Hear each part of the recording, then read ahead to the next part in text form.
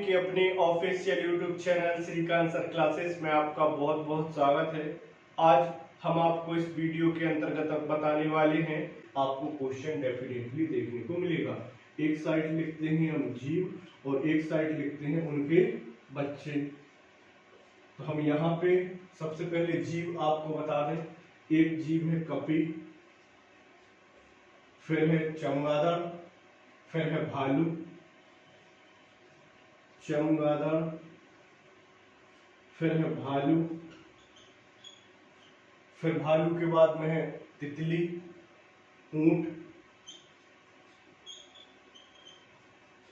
तितली, फिर है ऊंट, फिर है कौवा, हाथी और मेंढक। कौवा, हाथी और मेंढक को लिखते हैं बाद में।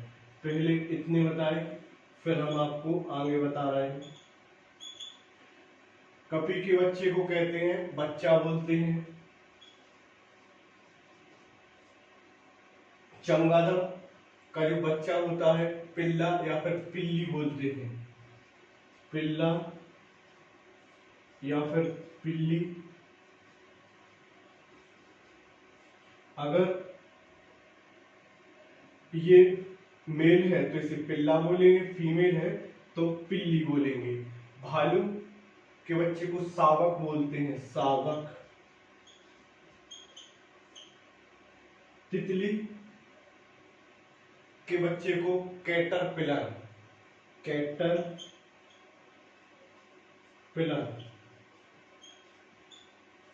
कैटरपिलर बोलते हैं। ऊंट के बच्चे को भी क्या कहते हैं? ऊंट के बच्चे को बछिया, बछिया।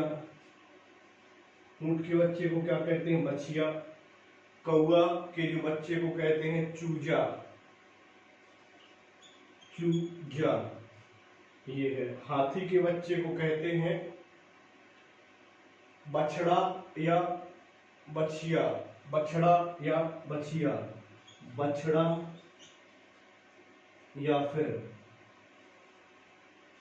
बछिया, ये बोलते हैं। अब यहाँ पर और देखते हैं कुछ। ये जीव है, ये बच्चे हैं। यहाँ पर एक और बनाते हैं जीव और यहाँ पर लिखते हैं हम बच्चे। अब मेंढक, जिराफ और बाज। मेंढक, जिराफ,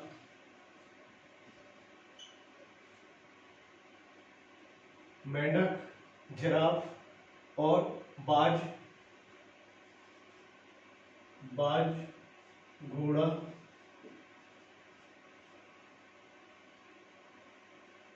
और इसके बाद में कंगारू, कंगारू, कंगारू। कंगारू के बाद में है बंदर, पेंगुइन, बंदर, पेंगुइन। बताइएगा इतने।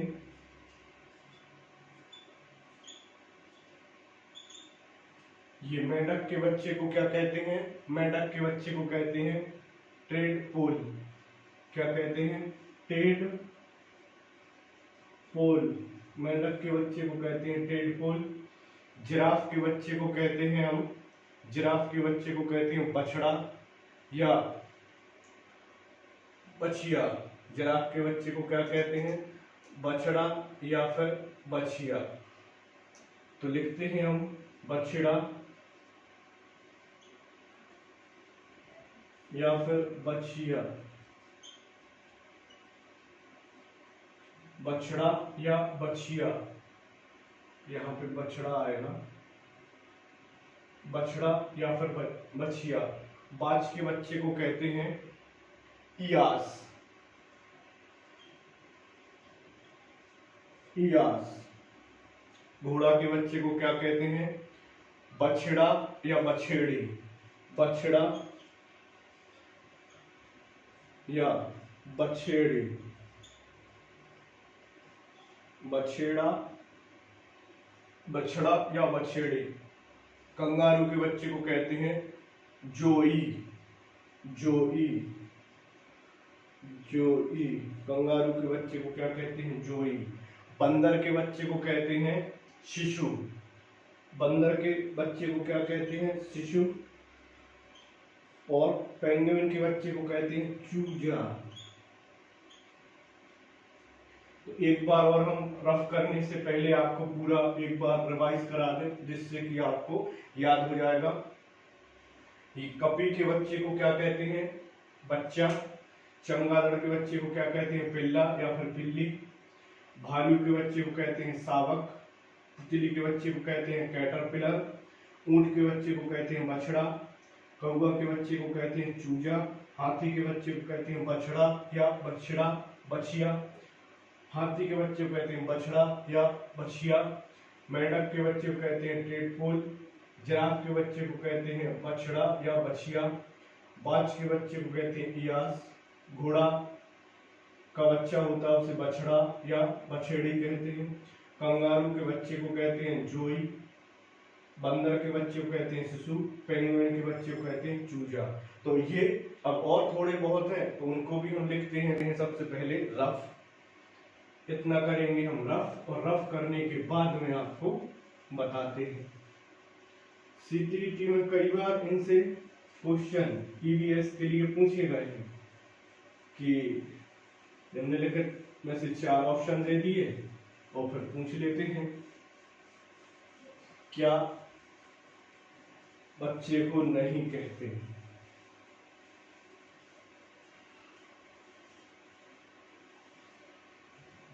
तो लिखते हैं कुत्ता,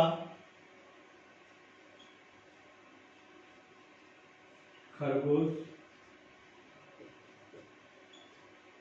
कुत्ता, खरगोश, शार्क, भेड़। भेड़ के बाद में है शेर, याक और फिर जेब्रा। शेर, शेर, शेर के बाद में है याक, याक के बाद में है जेब्रा। तो लिखते हैं जेब्रा।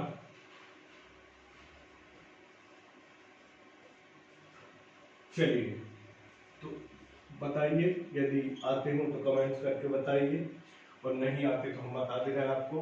कुत्ता के बच्चे को कहते हैं पिल्ला या पिल्ली, पिल्ला या पिल्ली। खरगोश के बच्चे को कहते हैं बन्नी, खरगोश के बच्चे को कहते हैं बन्नी। शार्क के बच्चे को कहते हैं पिल्ला या पिल्ली, पिल्ला या पिल्ली। भेड़ के बच्चे को कहते हैं मेमना, भेड़ के बच्चे को कहते हैं मेमना। शेर के बच्चे को कहते हैं शावक, शेर के बच्चे को क्या कहते हैं? शावक। याक, याक के बच्चे को कहते हैं बछड़ा या बछिया, बछड़ा या फिर बछिया, बछड़ा या फिर बछिया।